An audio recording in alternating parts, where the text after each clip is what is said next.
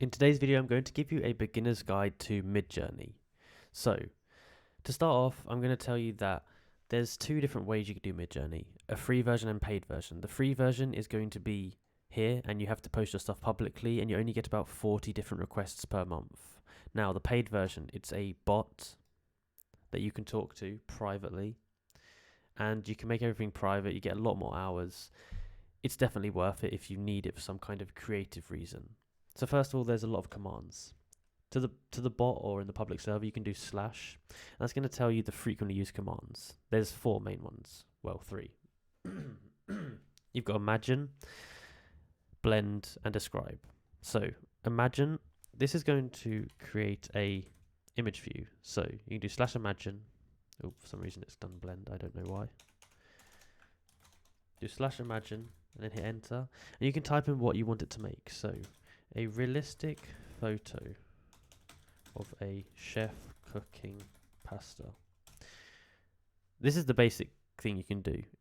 Type in what you want it to make and it will make it. Now, another thing you can do is slash describe. What this is going to do, you're going to have to upload an image here. So, I've got a monster here. I'm going to upload this image. I'm going to click enter.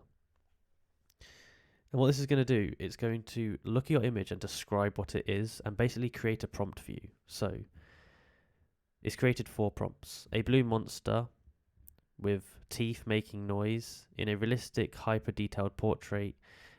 It's basically giving you a description of it. So, you can click on here and match the one that's most accurate. I'll just say number 4, for example.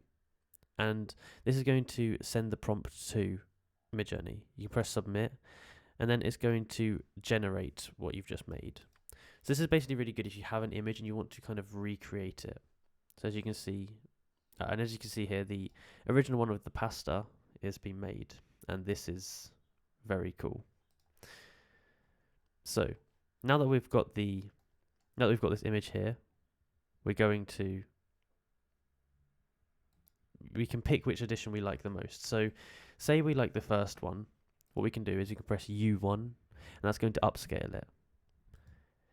Upscaling basically means put it by itself and upscale the quality. And you see it's finished doing that there. So from here, if you wanted to, you could right click, you could save, you can copy it. There's a few things you can do. Now, if you look at all these and they're good, but they're not what you like, you can press this and recreate it. Or you can recreate versions of them. So let's say we like this one here at the top. We can press V1 because this is version of the first one. This is number 1. And what that's going to do is going to create 4 variations of it. You could do this for any of these and it's going to create variations of them all. Now, the monsters are now done and you can see they are actually pretty good. Say we like this second one, you can upscale it. And just a note, it goes 1, 2, 3, 4. So nice, you can see it's upscaled it. Now, if we go back to our pasta chef up here, it's taken this image and it's now created 4 variations. So this one he's looking down at it. It's like noodly. This one he's got it on a stick. This one he's got a spoon, and this one there's steam coming off of it, which is pretty cool. Now, the last feature that they have is the blend option. So you can put 2 images together. So I'm going to put this monster here and this person here. I'm going to hit enter. And this is going to blend the 2 images together. I find this is the least useful, but you might be able to, it might be useful to some people in some cases. Now, as you can see here, it's started to combine the 2 images. And it's creating us this like blue monster kernel, which is pretty cool. Just wait a few seconds for it to finish. You can see it's done a lot of different variations, so you can pick which variation you like the most. And then you can make variations of the variations. So here we go. Let's say we like this one the most.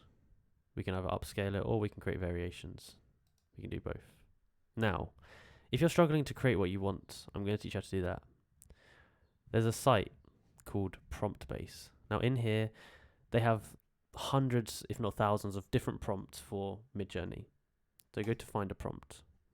On the side, you want to select Midjourney as the model. And this is going to give you a ton of different options. If you want to go deeper into it, there's categories on the side, so we can click games. Now,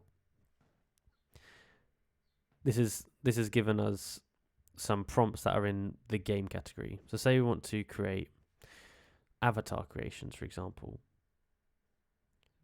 This here is going to be a prompt. They're going to sell you a prompt which gives you these. So basically, when you buy this, it's going to give you the text. So it will give you something like this.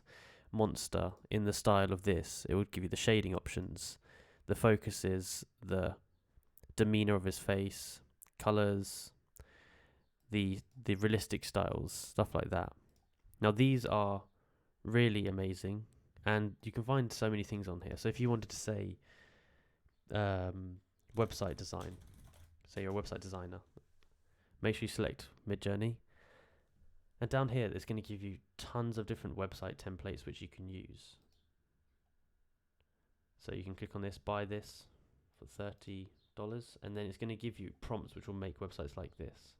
Now, of course, these are going to be changeable. So, for example, here it will ask you for the color scheme, it will ask you what kind of foods you want, it will ask you what text you want on the top. So it's very interchangeable and good for flexibility. And you can put it in here and you can use it as many times as you want, and it's really useful if you have mass stuff to make. For example, I used this to make thumbnails and it was very useful.